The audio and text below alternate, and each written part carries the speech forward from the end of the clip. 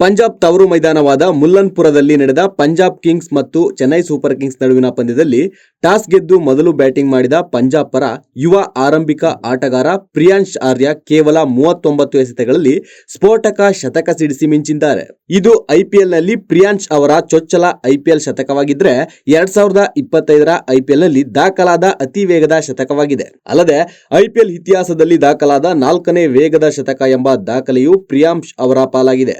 Chennai super Kings ವಿರುದ್ಧದ ಪಂದ್ಯದ Punjab ಕಿಂಗ್ಸ್ನ batter Priyansh ಆರ್ಯ ವೇಗವಾಗಿ ಶತಕ ಸಿಡಿಸಿದ್ದಾರೆ. 42 ಎಸೆತಗಳಲ್ಲಿ 103 ರನ್ ಬಾರಿಸಿದ್ದಾರೆ.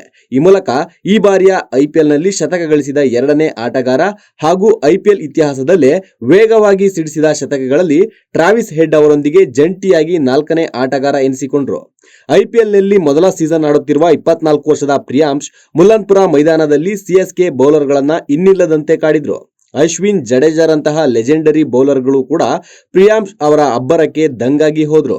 ಐಪಿಎಲ್ನಲ್ಲಿ ಕೇವಲ 4ನೇ ಪಂದ್ಯವನ್ನ ಆಡಿದ ಪ್ರಿಯಾಂಶ್ ಚೆನ್ನೈ ಸೂಪರ್ ಕಿಂಗ್ಸ್ ವಿರುದ್ಧ ಇನ್ನಿಂಗ್ಸ್ ಆರಂಭಿಸಿ ಪಂದ್ಯದ ಮೊದಲ ಎಸೆತದಲ್ಲೇ ಸಿಕ್ಸರ್ ಬಾರಿಸಿದ್ರು.